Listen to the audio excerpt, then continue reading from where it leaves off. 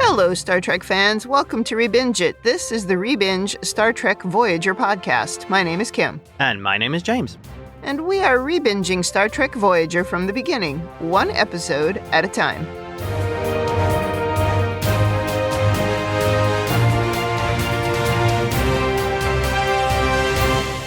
Welcome back to the podcast. Today we are on Season 2, Episode 25, Resolutions. This episode aired May 13th, 1996. Before we talk about this one, anything to say about last week's episode, which was Tuvix?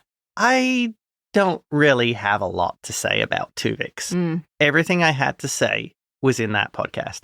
Yeah. And of course, this week, everything is just back to normal. Like nothing happened. Never to be mentioned again. Poor Tuvix. Tuvok's fine. Neelix is fine. We're all good. Everybody's fine. Yeah. You'd think there's a point in this episode where they're trying to convince Tuvok of something. You'd think they'd send in Neelix because he'd be like, oh yeah, I was in your head. I know exactly what it's like. Nope. Send in Kes. We were one person just a few weeks ago. Yeah. Forget that. That's over. All right. Well, then should we talk about this one? Yes, I think we probably should. Although I don't get the name. Resolutions. What exactly is the resolution in this? This seems to be like randomly named. Yeah, good point. I don't know what it means. You warned me you thought this was going to be a terrible episode, and I didn't remember it. I mean, I kind of remembered it after watching it, but it's not a terrible episode. You were misremembering. Yeah, maybe it's just one of those episodes that didn't really stick with me. Well, it has the potential to be terrible. Yeah. So maybe you just read the description and went, oh my God. I will admit, this is not on my top 10 most rewatched episodes. No, yeah, I can understand that. All right, so should we get started? I have the notes. Over to you. We start with Janeway and Chakotay waking up in stasis chambers on a beautiful green planet. The doctor calls from Voyager saying their vital signs are normal when they're on the planet, and they've been in stasis for 17 days while he was working on finding a cure. Yep. Unfortunately, he's been unsuccessful and he has no other ideas of how to help them. They ask about being in stasis while on Voyager instead of on the planet, but the planet somehow shields them from the effects of the virus they've contracted, so they'll have to remain there. And already we're like waving our hands furiously. Yeah. Well, we were trying to get a reason where these two would be stranded together and think about this is where they would be stuck forever. Yeah. And this is how we chose to do it. The doctor says the only idea he has is to contact the Vidians. That's a terrible idea. With their sophisticated medical technology, they might be able to help. Janeway signs off and chats with Chakotay about whether or not they should contact the Vidians, but Chakotay is like, well, they've never really shown any willingness to help, and it seems more likely they would attack Voyager and try to take everybody's body parts. So, no, I don't think that's a good idea.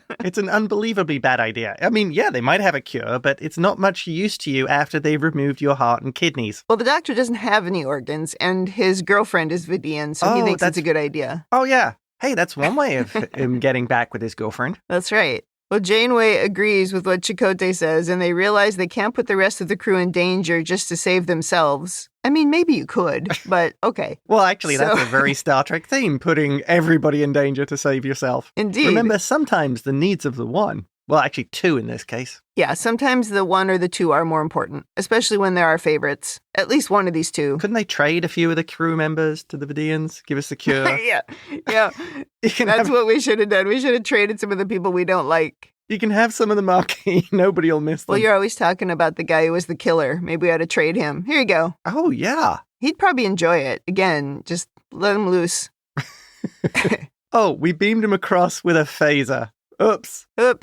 So Janeway calls Tuvok to say she's turning over command of Voyager to him. His orders are to resume a course for the Alpha Quadrant, and she says, regardless of what the doctor says, you are not to make contact with the Vidians. And Tuvok says he understands, and we cue the theme song. Okay, first thing, if she's turning command over to Tuvok, then once he is the captain, wouldn't that simply just be an advisory from the previous captain? She's not an admiral. She's not a senior officer to him if she's basically relinquished command of the ship. So he can do whatever he likes.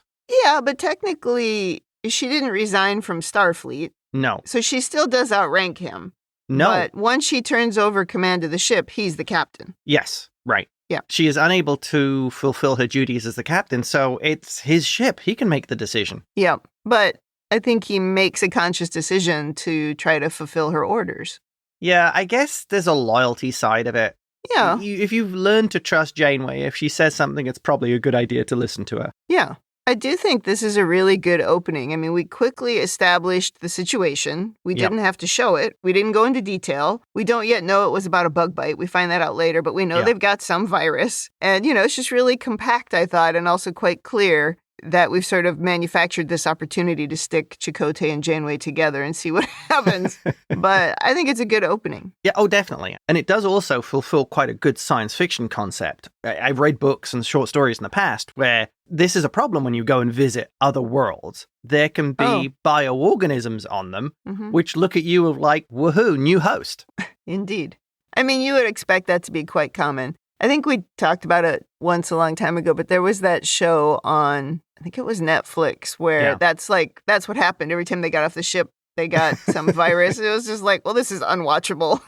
Right. So it's like you kind of have to gloss over that. Yeah. So Tuvok now fills in the senior crew on what's happened, and no one is happy. No. We learn the virus that Chakotay and Janeway contracted was the result of an insect bite. B'Elanna can't believe we've been unable to find a cure, and she's like, we're just going to leave them there? Yeah. And Tuvok says the decision is made. They will leave as much technology that they can behind, along with shelter for them. And he says the captain intends to keep researching the virus. Yeah. He says she's a scientist, so she could find the cure. And then they also have a shuttle that they can take. But Tom isn't impressed. He says with the shuttle's max speed, it would take them 700 years to get back to Earth. Is there a shuttle on the planet? Well, they said there was, but then why did they always beam them? Yeah. What happened to the shuttle? He says there's a shuttle. Yeah. When Tom expresses his dismay, Tuvok says he doesn't know what Tom expects from him, and Tom says, well, maybe just that you feel as rotten as the rest of us do about it. But of course, the Vulcan is unable to experience that emotion, and also he doesn't see what the benefit of wallowing in it is. Right. I mean, there is some benefit, as it turns out, to show a little empathy. I think this comes under a leadership thing of if he's an experienced Vulcan, he understands he's dealing with emotional people, so maybe he should temper his responses and behavior to help them through this period. Effectively almost like a mourning. Yeah. I think he feels that he is tolerating it up to a point. Yeah. By sort of letting them have a little bit of a rant in this meeting. But then he's like ready to move on. I almost feel like he thinks it's the right thing to do for them to, just sort of put it behind them, understand that this was Janeway's decision. He's just following her orders. Right. And then he thinks like that will make it okay for them. But it's just not really how people are. I would expect with experience, you would come to understand that. I think he does understand it to a degree. That's the working word, that to a degree. Yeah. Because he just keeps sort of saying, but this is logical, right? Or he doesn't use the word logical, but that's what he's saying. It's logical for us to just move on. I mean, she said we should go, so we should go. Right. Yeah. Tuvok dismisses everyone. Harry, who hasn't said anything for the entire scene, remains behind at the table looking quite glum. Oh, yeah. This was his first captain. Janeway and Chakotay down on the planet are looking over all of the equipment that they have. Once Voyager leaves orbit, they'll only be able to communicate for another 36 hours. Janeway wants to address the crew before they're out of comms range. She is sure that she's going to be able to find a cure once they've actually found the insect that bit them, and she seems pretty eager just to get to work. Chakotay, on the other hand, starts putting together the shelter, and Janeway says it'll be fun to rough it for a while. Of course, roughing it is not exactly what they're doing with all this technology and a shelter. I think this would fall under glamping. Yeah, a little bit. She's like, well, we have everything, but we don't have a bathtub. That's the one thing that she likes to do to relax. I remember as a kid, people would always say how relaxing it was to be in a bathtub. I don't get it. Not a bathtub person. No. Otherwise, they're both relatively upbeat, and Janeway suggests that they give up using their rankings and call each other by their names instead. Not a bad plan. I guess in that way, she's moved on quickly. Yeah.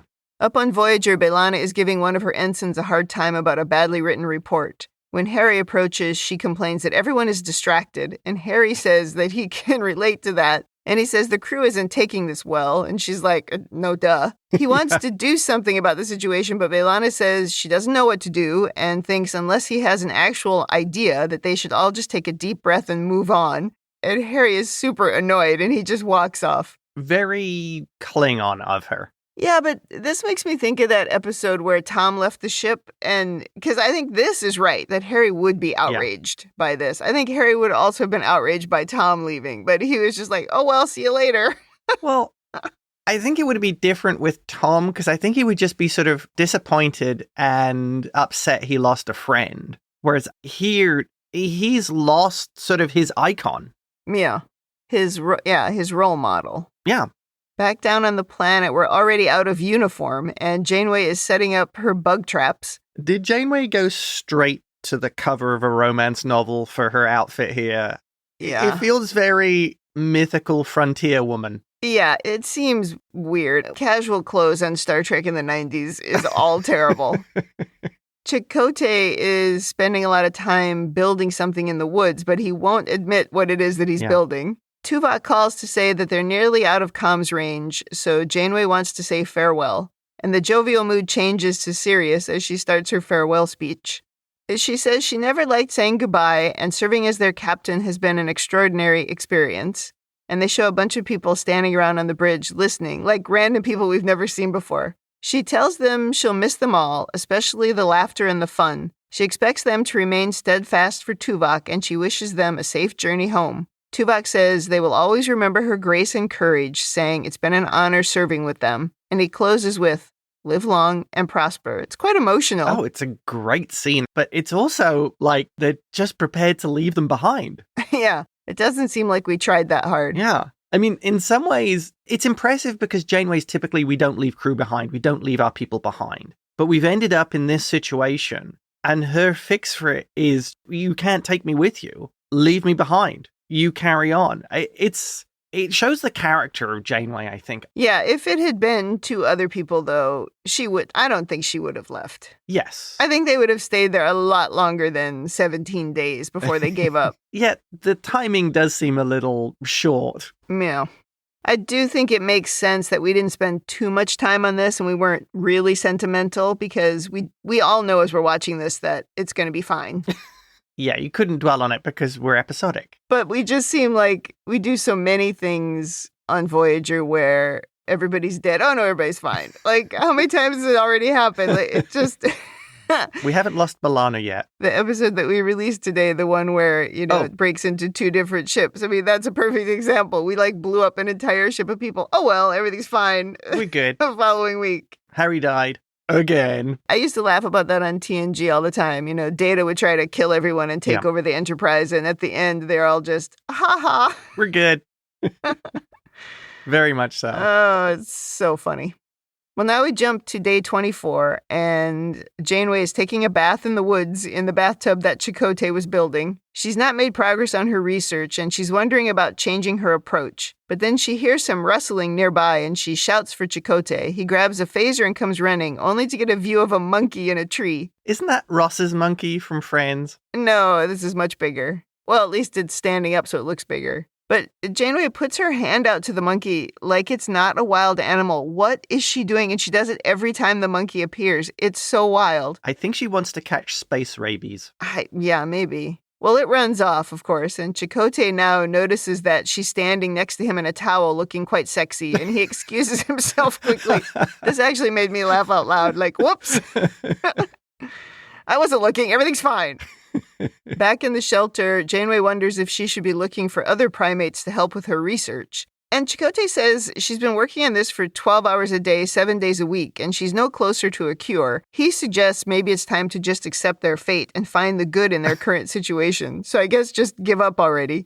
It seems weird that Chakotay would be such a downer about looking for a cure. In that situation, why would you ever give up? Janeway is technically brilliant. Chakotay has Starfleet training as well. You've been there 24 days, 30 days? It's interesting, though. Think about on Prodigy, where he gets sort of trapped on that hostile planet. Oh. And the same thing happens. He just pretty much gives up, and he gives up quickly, even though the other crewmate he's with doesn't. He also does have a very good reason there, though, because of the construct, and there's no way at that point in time to disable the construct. It's very similar here. There's definitely a parallel to his reaction. Yeah, it's definitely rhyming. Yeah, like I'm just going to make the best of it. Yeah. Which I would understand, but doing it from the beginning is a little strange because it does feel like giving up. Yeah, I'm thinking about year 5, you'd be starting to think, maybe this isn't going so well, but not within 20 days. Yeah.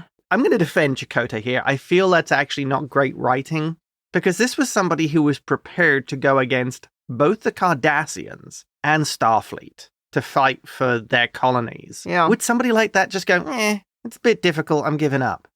I don't know. It doesn't seem to fit. Okay. Well, Janeway says there may be a day when she comes to the same conclusion, but today is not that day. Yeah. Back up on Voyager, and we've jumped to 6 weeks later, and Tuvok seems surprised that the crew isn't over it yet, which is quite funny.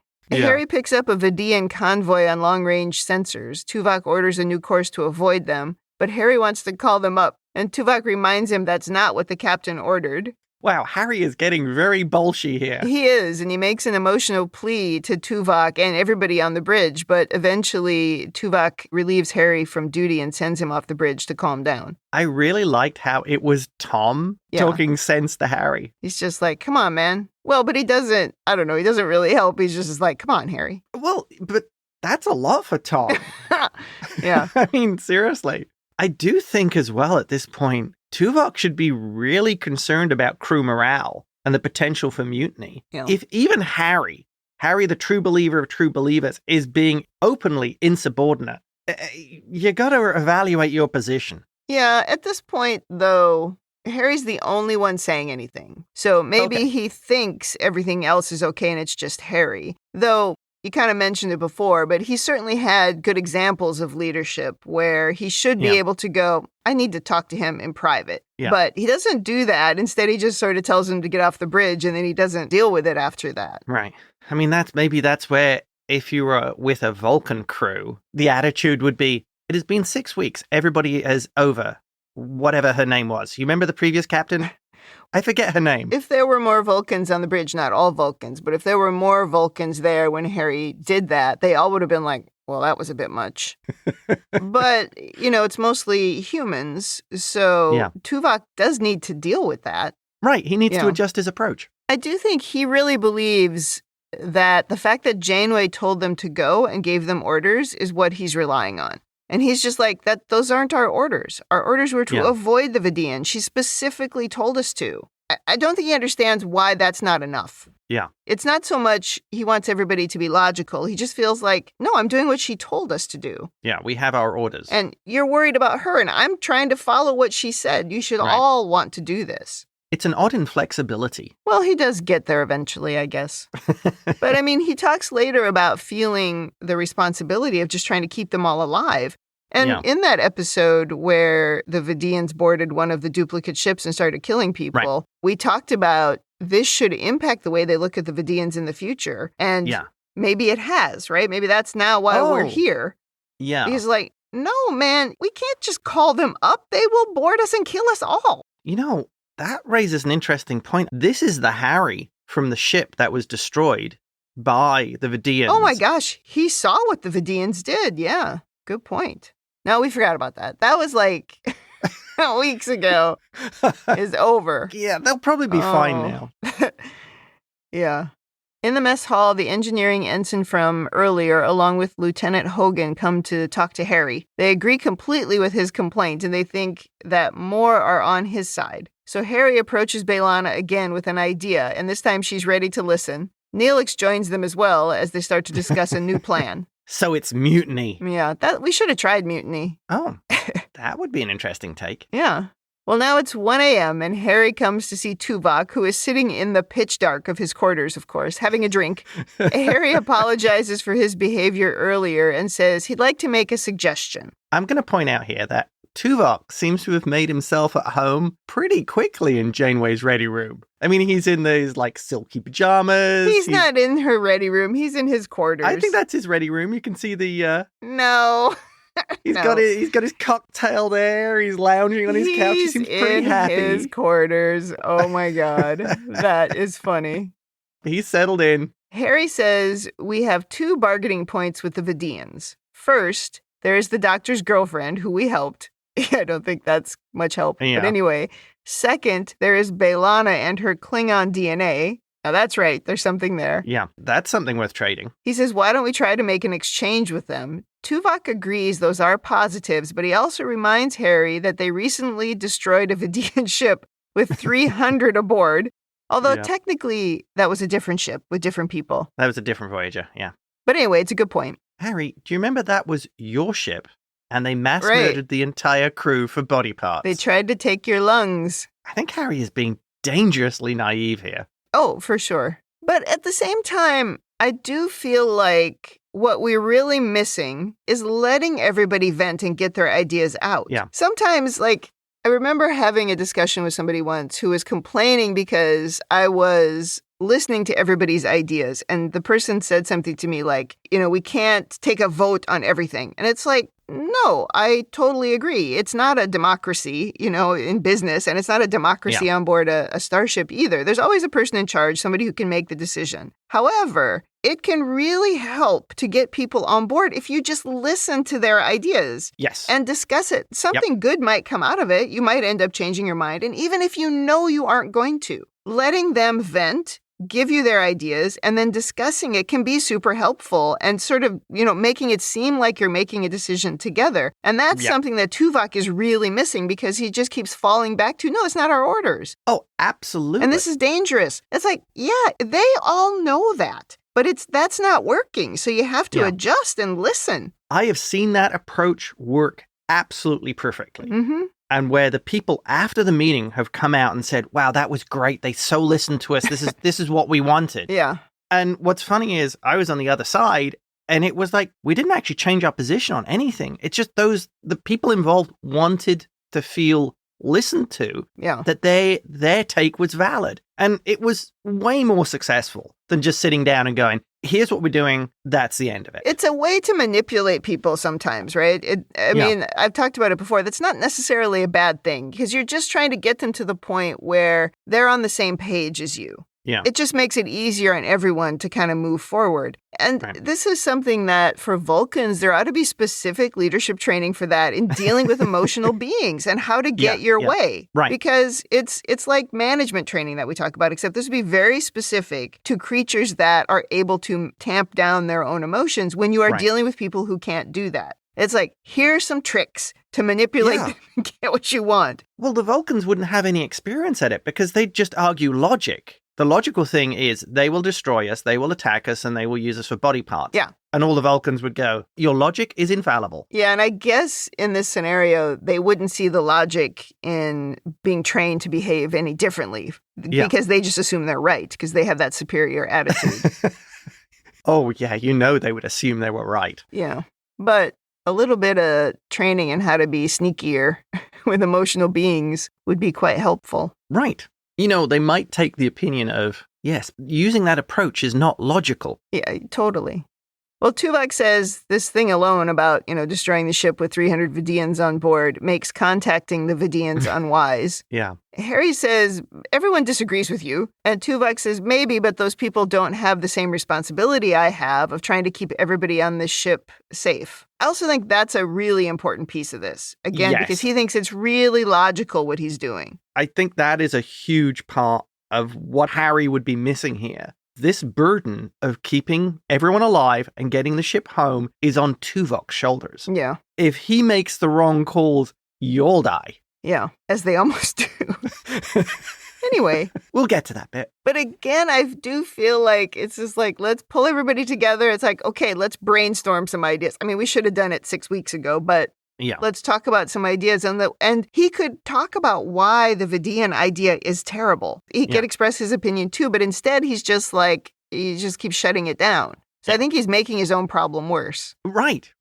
Harry gets pretty mad here, and he says, the rest of us are willing to take this risk to help the captain. But Tuvok says, if you question my orders again, you'll be permanently relieved of duty. He says, the next words I want to hear are, yes, sir. So Harry kind of spits out, yes, sir, and leaves. Yeah. And it's funny because this is sort of a Chakotay moment where we talked about several episodes ago where I thought he was mistreating Tom. Of course, Tom was lying about something, so there was something else going on there. But still, remember when he walked into the mess hall, sat down with a cup of coffee, and he's like, what's wrong, Tom? And it's just like, you can't do that. That doesn't, yes, that situation was, being manufactured, but it wouldn't have worked even if that situation wasn't being manufactured. Yeah. And then he got mad when he was like, I didn't come here to get lectured from you. And it's the same thing here. The way that Tuvok is behaving is basically like, no, I told you what to do. I'm not here to be lectured. All I want to hear you say is, yes, sir. It's like, that is not how to correct a morale problem. Yeah.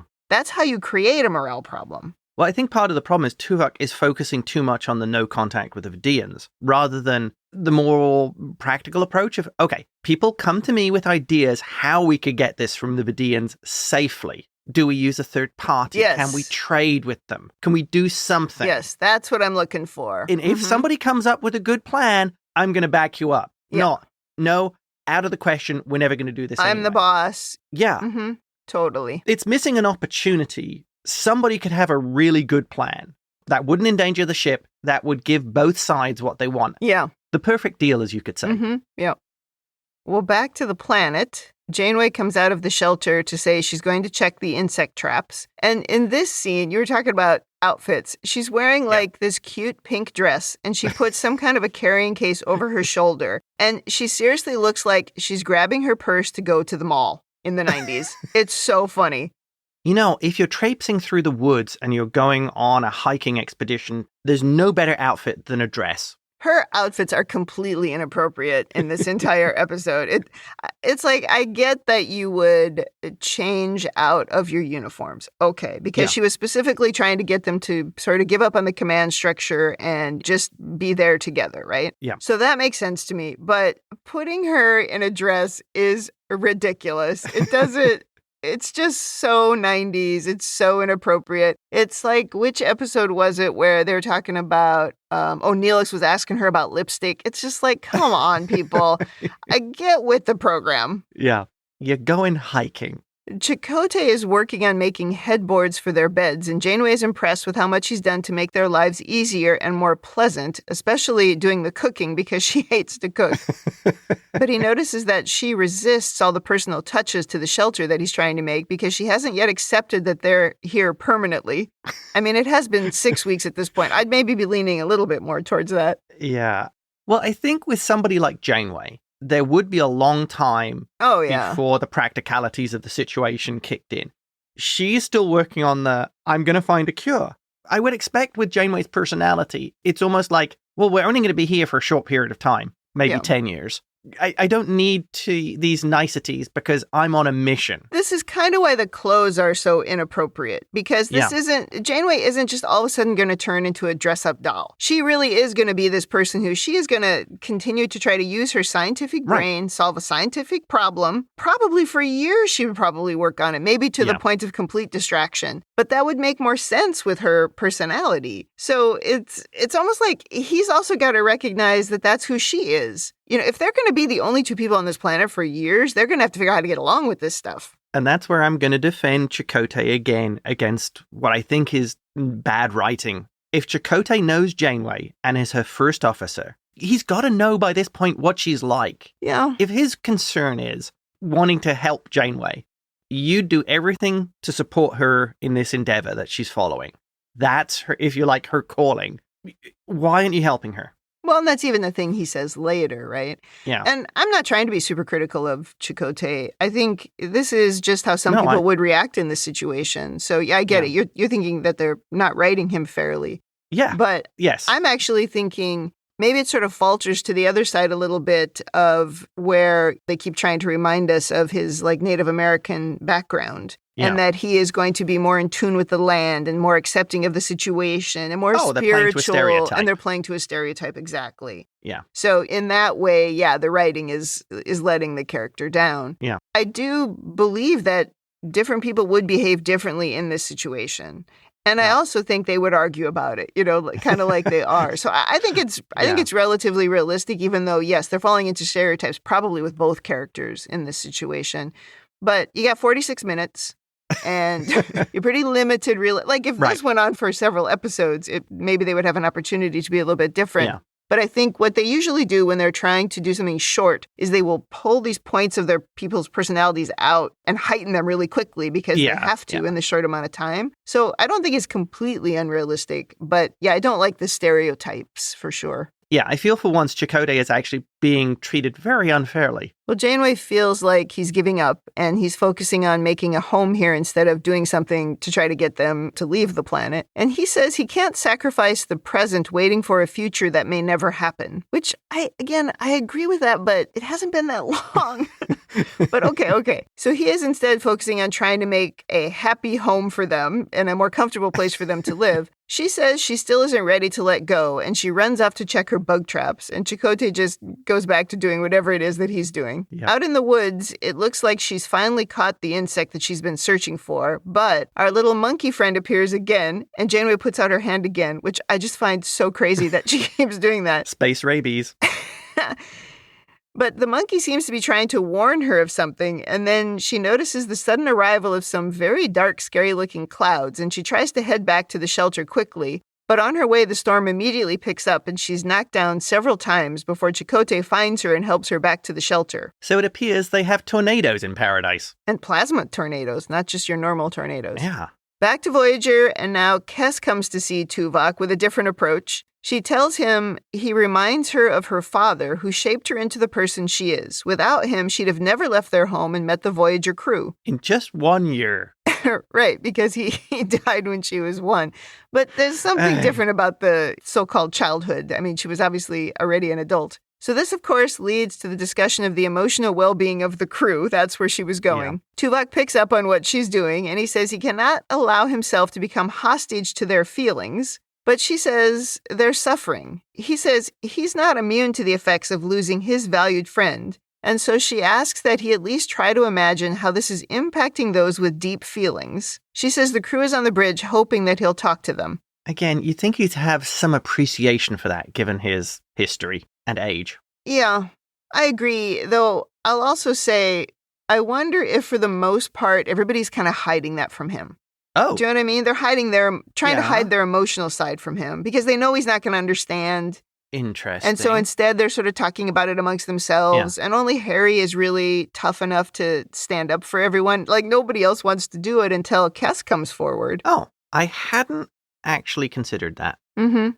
So out Tuvok goes, and he gives a speech that doesn't start out great, saying he thinks it would be dangerous to allow the emotions of a distraught crew to guide his decisions. And you're like, uh-oh. But he does say that he can't really ignore them. Yeah. So he says he will contact the Vidians, and the decision is his alone, and he accepts the consequences. He's sort of absolving them of any responsibility if everything goes sideways. Well, as the captain, he can make that decision. Yes.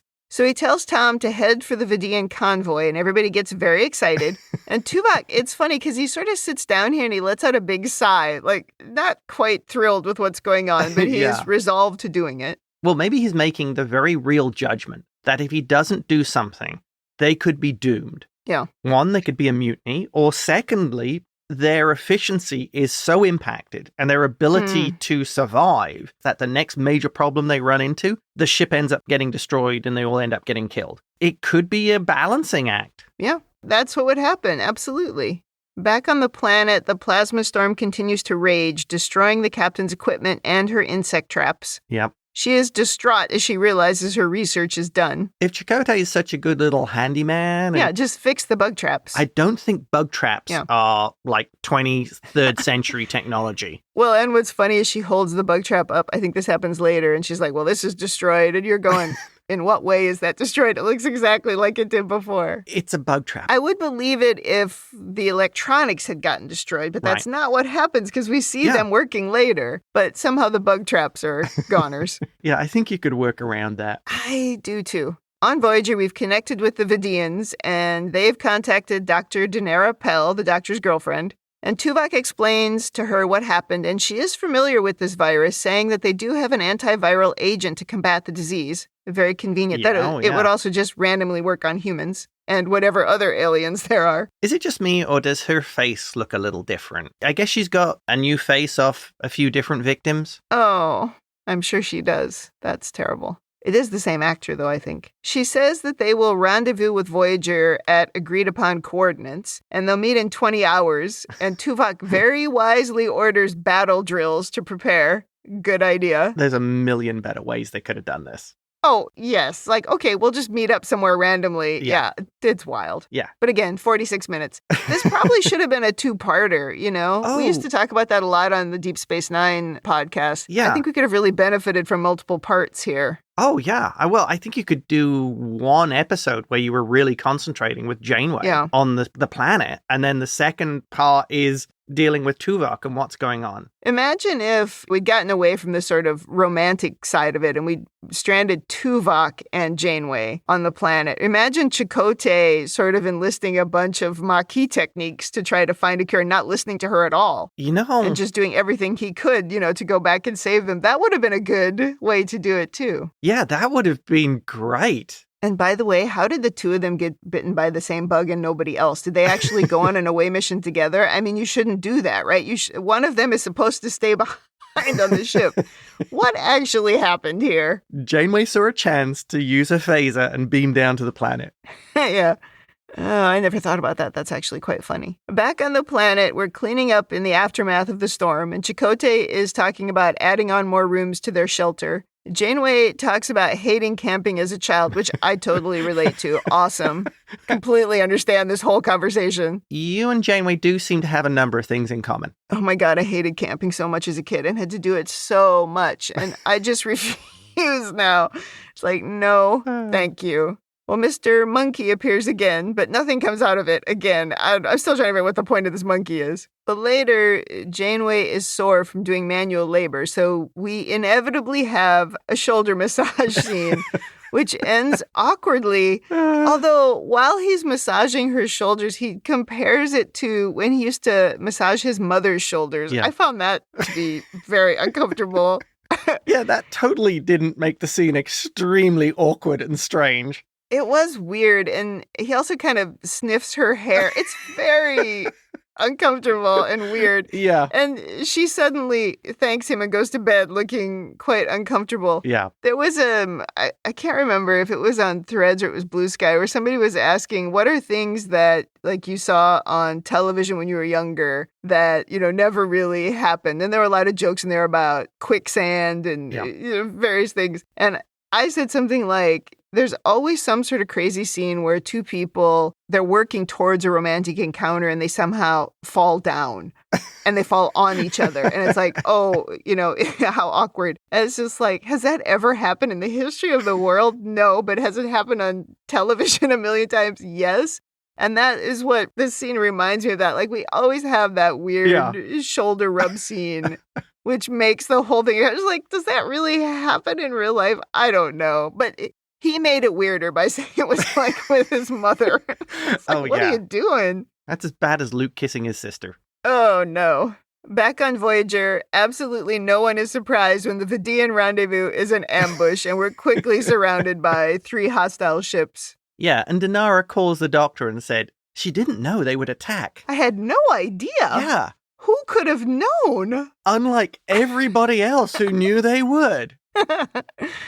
Well, at least Tuvok knew, so that's good. Yeah. On the planet, Janeway comes out of her bedroom saying, we need to define some parameters of this relationship. And Chakotay launches into some story, which even Janeway calls BS on. It's a very cute moment, really, which basically is him saying that he'll do whatever it takes to stand by her and make her burden lighter. And this makes her cry. And they hold hands, kind of intertwining their fingers. And that's about as sexy as 90s Trek is willing to go.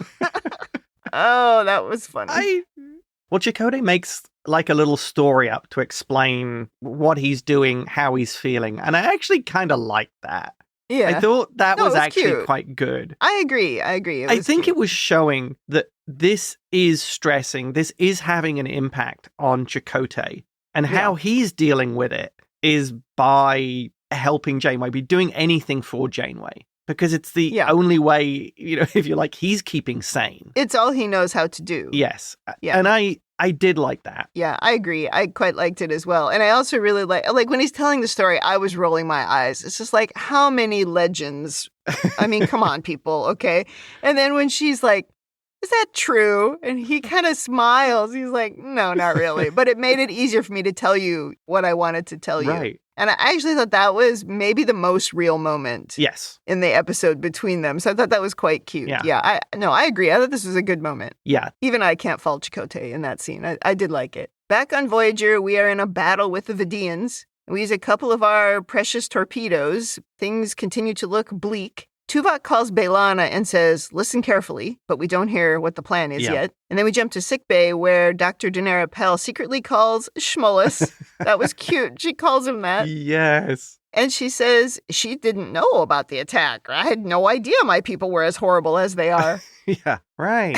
The doctor believes her, and she says she has the antivirals, but he needs to find a way to transport them over. He says, well, I can't do that when the shields are up, but let me see what I can do. He calls Tuvok and tells him the situation. Tuvok has a plan, and he says when the shields are down, the doctor will need to handle the transport himself. I like this plan already. Yep. Tuvok then calls B'Elanna, and she says, we're ready to eject the antimatter container. Tuvok says, okay, here's the plan. We'll drop the shields. I like this. We were going to lay out exactly what's going to happen. I quite like this scene. He says, we'll drop the shields to get the medicine. At the same time, we'll drop the antimatter container. As soon as it's clear, Mr. Kim will detonate it with a photon torpedo, and we'll jump to full impulse to avoid the explosion. Yep. We won't get a second chance. Everybody says they're ready. This sounds like a great plan. I'm very excited. Yeah. And we're close enough to the end that you think, okay, this is probably going to work. And we get some great space battle scenes, which makes me very happy. Oh, yeah. So we get the meds, we detonate the antimatter, and we get the hell out of there, seemingly disabling all of the Vidian ships very quickly. Okay, I have to bring this up. Yes. So you've disabled all the Vidian ships, and there was at least 3 there. Yep. Why wouldn't you do the decent thing for the quadrant and blow up those Vidian ships? Yeah. Think of how many lives you'd be saving without those Vidians out there. Well, I'm going to give you a bunch of reasons why you shouldn't. Okay. First of all, we already had this problem where we destroyed a ship with 300 on it, and that already took away our ability to deal with the Vidians. So that would just make it worse. And it's not the Starfleet way to just blow things up. It just isn't. It's just not the way. And Dr. Pell is on one of those ships, and she did help. That is true. And it's the only ally they have, and it did help. So I'm not sure it's logical to do it. Yeah. But I get your point, because I think in one of these episodes I said we need to deal with these Vidians because this is a nightmare. But imagine if you blew up 3 ships. Now they might all come after you. Or they might get the message that it's extraordinarily dangerous to go after this ship. And they might. Well, the Vidians seem obsessed with trying to stay alive. Yes. So if you're like that, and they, in a matter of weeks, they've destroyed 4 of your ships and killed thousands of you, probably not a good idea to go and try headbutting with these people. Well, that's a good point. You make a good point, yeah. And think of all the lives they'd save. But it's not the Star Trek way. You know who would have done it, though? Who? Cisco. Oh, yeah, Cisco would have done it. There's no messing around with him. Remember when he poisoned that planet? He'd have been like, I hate you guys. I'm just going to kill you all. I know. They've got to take the moral high ground. No, I understand what you're saying, but also it's not the Star Trek way. We're just not going to do that. And they take your kidneys. Well, oh no. Oh, that's funny. Well, we set a course for the captain's planet. I really like this whole thing, but it did seem kind of easy. I mean, is there not a problem with us ejecting the antimatter containment field thingy? Do we need that back? How do we keep going without it? Well, it sounds like she made a special container for ejecting it. Oh. It wasn't the warp core. It was something else. Something she'd put together. Although weren't we running low on antimatter a few weeks ago? We must have found some way to make some more. Well, yeah, we were when we had the episode that just released today, Deadlock. We were low on it. Yeah, we were. Last time they ran into the Vidians, remember, they were losing antimatter. Yeah, so. They were down to like 20% or something. Yeah, they stopped at a gas station somewhere. Yeah, they must have. I don't really know how that works. That's fine. I don't have to. Oh, that planet, they were getting antimatter from that planet, and they got bitten by the bugs in the bathroom of the gas station. Oh, God, that's gross. It turns out those bugs are antimatter. We just beamed a bunch of them on board. Just don't let them out. Back on the planet, Janeway now is digging around in the dirt, planting Talaxian tomatoes. She laughs about also hating gardening as a kid and felt it was just mucking around in the dirt. I mean, I just love her so much. I understand her so well. So why would she want to retire on a farm and do gardening, which is what happened in Prodigy? That is my exact next note. Why was she digging around in the dirt at the end of Prodigy? She does not like it. Okay, I will use the Kirk defense here. He retired twice and regretted it both times. I'm thinking that was Janeway going, I'm going to retire and go on the farm. And she just got to the point of going, I really hate this. Well, I think sometimes, kind of like what I said earlier about people always telling me that taking a bath is relaxing. I do not find it relaxing. I think it's similar maybe here where somebody has convinced her or something romantic has convinced her that this is relaxing, and therapeutic. But then when she started doing it, she's like, what the hell am I doing in the dirt? Why are my hands covered in dirt? Yeah. Like, I remember when we first bought our last house thinking, oh, this would be great. We'll do the little garden, out front. We'll plant some plants. I think we did that once. And I was like, I am never doing that again. That is completely accurate. That was a nightmare. Yes. But again, somebody convinced me of a romantic notion that was a good idea. And then as soon as I tried it, I was out. Like, no.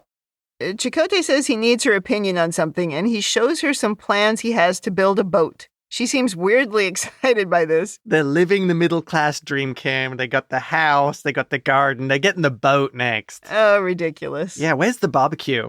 Well, then they hear some noises, and they realize that Tuvok is calling. He says, we have medicine to treat your condition, and we will be there in 30 hours. They don't jump up and down as they'd obviously finally sort of become used to their situation and maybe accepted it. But Chakotay does have a little bit of a smile, and you're like, okay. He was probably the happy one. In the next scene, we are back in our uniforms and ready to go. We see the pointless monkey one more time. What is this monkey? Is so stupid. Why do we keep showing this monkey? They paid for it for the show. They were going to get the use from it. Well, and I would argue we have no evidence they were ever in the same scenes together. And maybe that monkey was never anywhere near any of them. The whole thing is so weird. Agreed. But Janeway says he can have the house and they beam away. It's like, you can't leave that stuff behind.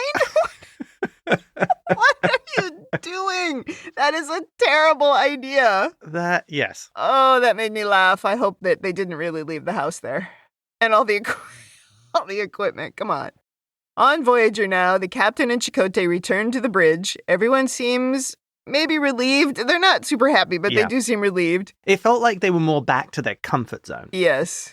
I totally understand it. I mean, I've had strong leaders sort of evaporate from my life before, and it's devastating because it's sort of like you've drunk the Kool-Aid and you've bought into this person and you've hitched your wagon to them, and then they're gone. It's like, what the hell? So I do get that. It's just kind of, back to the comfort zone. Right. Oh, agreed. Yeah, I've been in a situation where a respected former boss left, and the reality was I should have gone the same day. Yeah. Well, you left eventually. Tuvok says he disobeyed her orders, and he's prepared to accept the consequences. He was the captain. He was allowed to do that. She quietly says to him, if I didn't know you better, I'd say your decision was almost emotional. And then she thanks everyone, and she says, let's get moving. She sits down.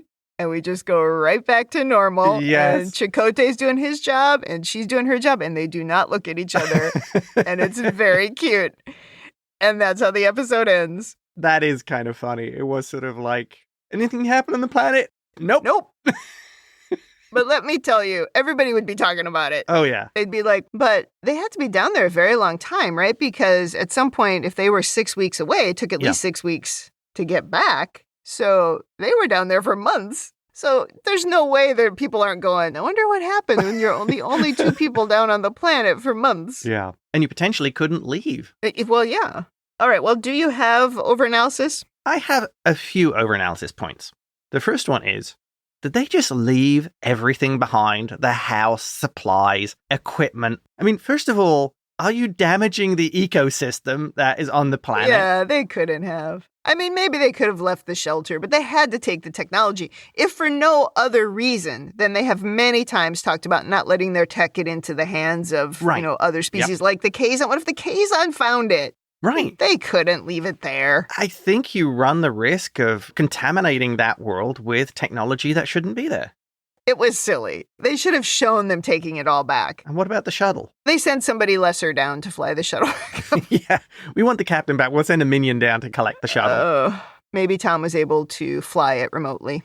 Well, maybe it's actually when they're back in uniform, that's weeks later, because the doctor synthesized the cure. Possible. They had to make sure the virus was out of their system. They were covered by that point. So they cleaned everything up except for the shelter. Yeah, that's possible. I hope. I hope so, because otherwise... Otherwise, in the Delta Quadrant, they'll be teaching school children about the time that the monkeys took all the technology on the planet, took over the whole quadrant. Oh, yes. This is how the Planet of the Apes started. Could be. Oh, no. This is actually Planet of the Apes, yeah. Oh, that's terrible. Leaving destruction in their wake. Oh, God. Next thing. There's an interesting moral dilemma, I think, with the Doctor about the implications of using Vidian knowledge. Because how much of that knowledge is based on the murder, torture, dissection of other sentient species? Because even today, there are ethical dilemmas that doctors face. Yeah. Because there are still current medical books which are based on Nazi atrocities. Yeah. I'm just going to say the thing I say all the time. We only had 46 minutes. And we will break all the rules for people we like. Oh, yes. And we really like the captain. Not so sure about Chakotay, but we really like our captain. And we want to get her back. I guess that's something, like you said, if this had been a two-parter, you could have actually had the Doctor struggling with that. His ethical programming routines going, this is knowledge gained by suffering of other sentient species against their will. Especially when last week he talked about how he couldn't undo Tuvix ethically. Right. Well, this is pretty similar, what you're describing. I do think it's really pretty human to have a moral high ground, but when it comes down to something that really impacts you directly, to go, oh, well, that's different. Yeah. I need it for whatever reason, so it's justified.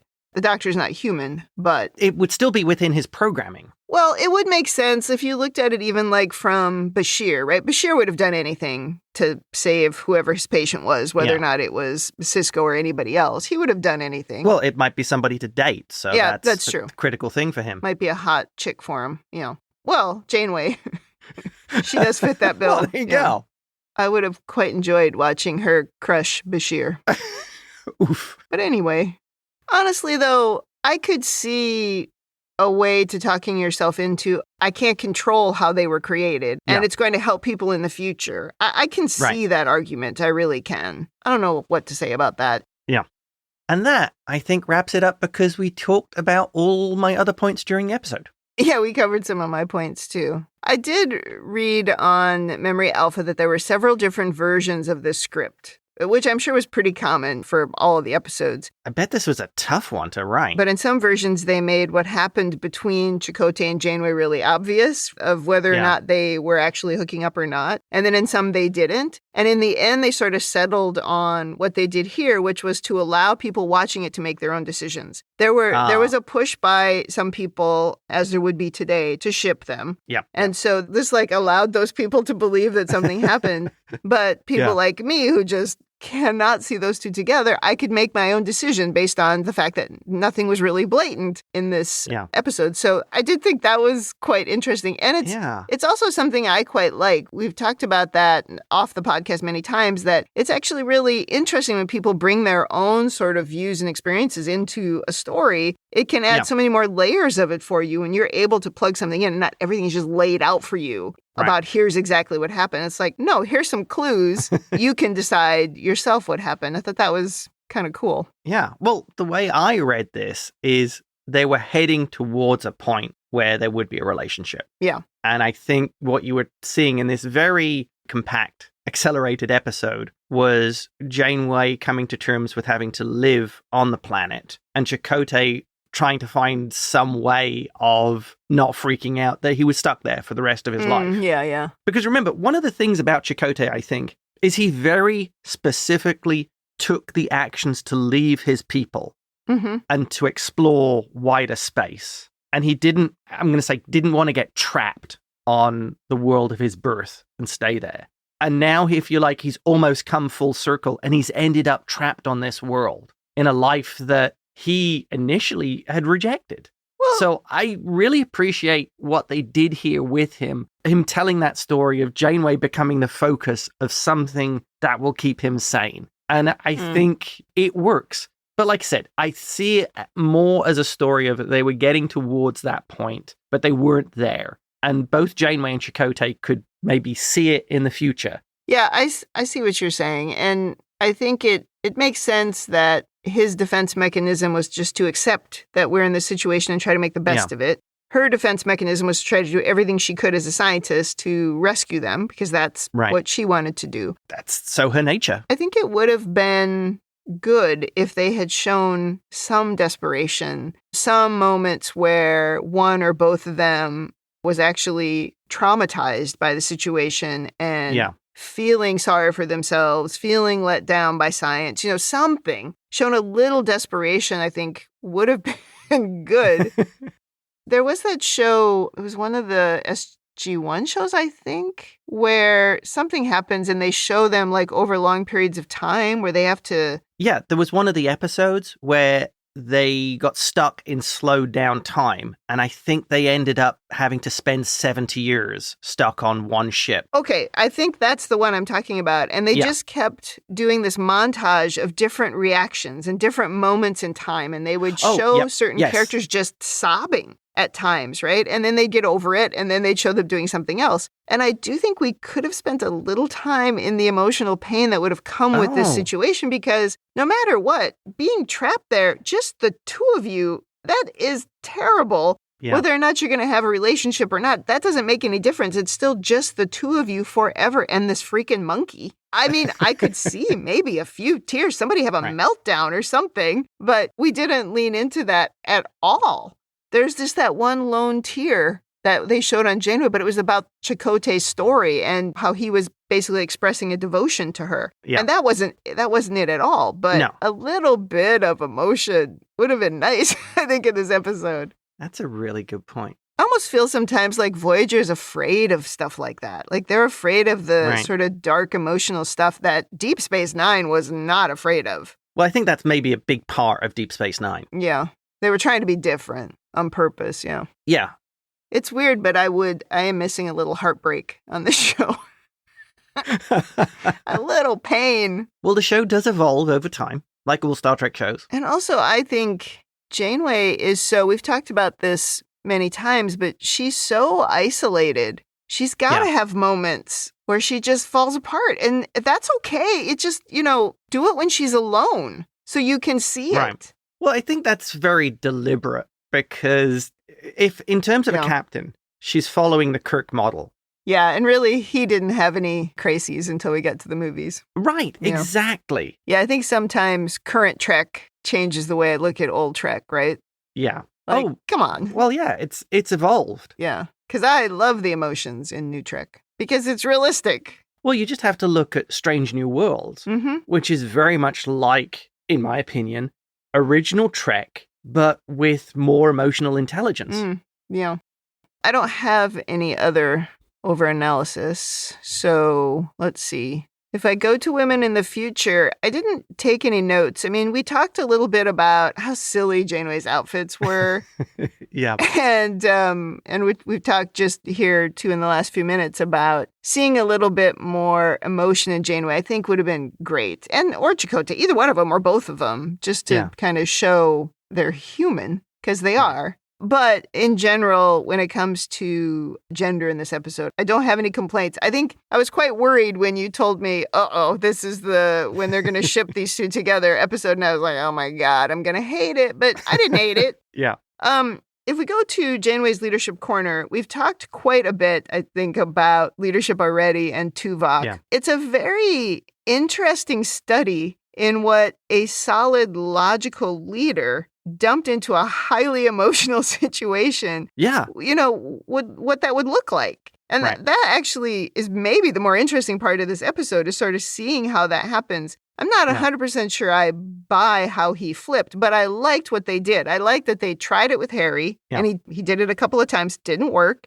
And then they switched to Kes, and he has a different reaction to Kes because he has a different relationship with her. First of all, she's not in the crew. Yeah. She doesn't report to him. but she's just somebody on the ship, and she probably is somebody who treats him quite differently. And they've had those training sessions about focusing her abilities. Yeah, and so he has a better understanding of her in general, I would say, than Harry. Whereas maybe he's had many interactions with Harry since the show started of telling him how to behave, but he can't really do that with Kes. Yeah. Because she's not a member of Starfleet. So I did like how they finally got to the point with the Vidians. And I also like that he did two things. One, he said, I accept responsibility. If this is going to go wrong, this is my fault. I did like that. And I also liked that he wasn't stupid about it. He's like, we're going to prepare for this. We're going to go in with a plan that the Vidians are going to attack, and we're going to be ready. And I really appreciated that. So I thought those two things were good in terms of Tuvok's leadership. Yeah, it followed the character of Tuvok. You wouldn't expect a Vulcan to go in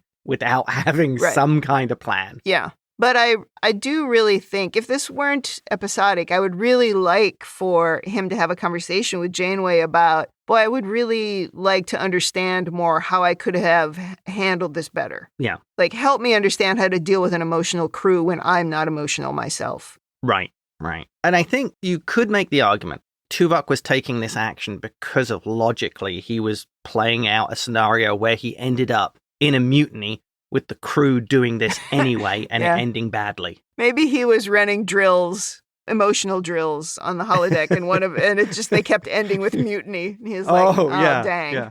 I better do something. Simulation 7904 ended in mutiny. I maybe need to rethink my position. It's like the Kobayashi episode of Prodigy. Right. Just kept doing it over and over and losing. And finally he went, I better change what I'm doing. Well, the other side, talking about leadership, is maybe Tuvok is even worse with the Marquis, because maybe Chakotay acted as an effective buffer with the Marquis. Yeah. With that buffer out of the way, the Marquis are off the deep end. It is funny how we didn't really lean into the Marquis side of it at all. I mean, we mentioned it once early on, but that was it. I wonder, are we at the point now in Voyager where we've decided, we're not dealing with that anymore? We've moved beyond the Maquis, and now we're just a Starfleet crew. People didn't like that. It wasn't Star Trek-y enough. I don't have a memory if there was a point that happened. Because it does feel like it should have come up here. Yeah. But it didn't. Because I could see them trying a mutiny. I mean, they talked about it in season 1 several times, but without Chakotay there to temper them. Well, and there's a talk of how most of them are only staying in line because of Chakotay and the respect that they have for him. So if they're feeling the same thing, Tuvok's got a problem of both directions.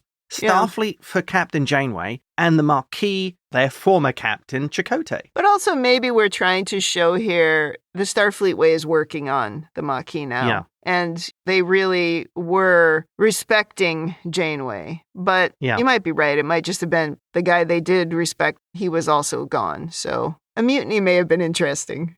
But I don't think they could have recovered from the mutiny. Oh, you don't come back from a mutiny. Exactly. So that would have been bad. Yeah. Unless it was they just let the murderer guy out and he did it. And then they just put him back in. And went, that was all him. We didn't. That didn't have anything to do with us. Lon Sutter convinced us to do this. It's all his fault. Yeah. There really is a lot more we could have seen if they had made this 2 episodes or 3 or 4 or a whole season.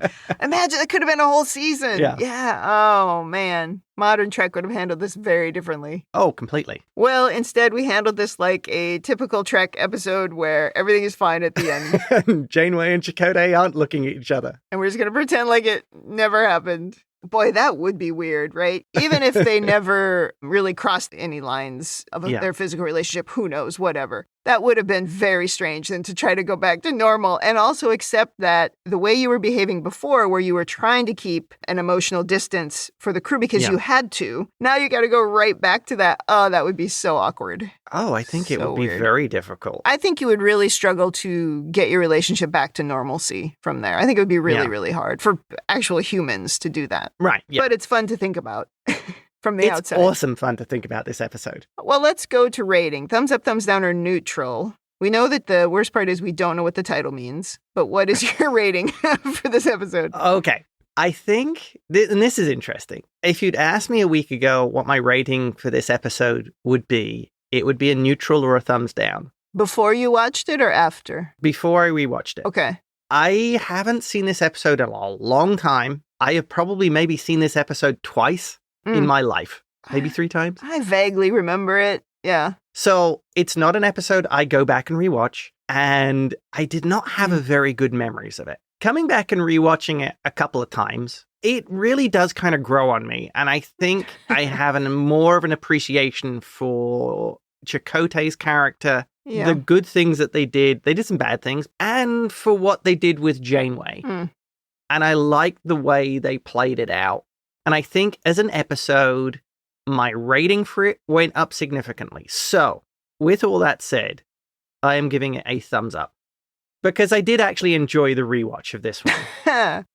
And maybe, too, this is an example of where, with the wisdom from more life that we've led, we view it a little bit differently. I don't know. I don't remember how I felt about this episode. I vaguely remember the existence of it. But I agree. I liked it. I thought it was, I'll give it a thumbs up. I thought it was actually pretty good. I think I would have been really mad if they had hooked them up, because it would have felt so manufactured. Right. Yeah. Oh, agree. And it would have been manufactured. Yeah. They would have done it on purpose just as a reaction to what people wanted. But instead, I think this is like an example of the sort of awkwardness of relationships that happen in this kind of situation. And it really would be awkward and would be even worse for Voyager because you can't transfer. Right. You are stuck there and you have to accept that. I think my only real criticism is I would have liked to have seen more of the emotional impact, because I do think there should have been at least a moment of desperation. And we had the one thing where during the storm, when they were hiding under the table, Janeway is pretty distraught that her stuff is destroyed. But it's almost like it's super dark and you can't even really see it because of the storm and whatever. So, and also there was the whole thing where he was like kind of holding her, which was weird. So I don't really think that was enough. I would just like to have seen a moment where she broke a bit, because that would have been human. I think that too would have been a tough thing for them to recover from when she showed a weakness and he could have showed a weakness too. And then they get back to the ship and they're like, oh, we're back to being in charge. We have no flaws because we're not allowed to have flaws. Yeah. That's really my only criticism of it. And and the monkey. I still don't get the monkey. What was the point? What was the point of the monkey? But otherwise, I enjoyed this episode. Yeah. I give it a thumbs up. I would agree with that. Well, that wraps up episode 25. Come back next week for episode 26, which I think is the season finale. Man, 26 episodes. That is wild. Wow. Shows back in the day. We do not do stuff like that anymore. This would have been like 3 seasons of Modern Trek. Shows back in the 90s. Yeah, you got a lot of episodes. You got a lot of filler as well, but you got a lot of episodes. Oh, that's true. We have had some filler.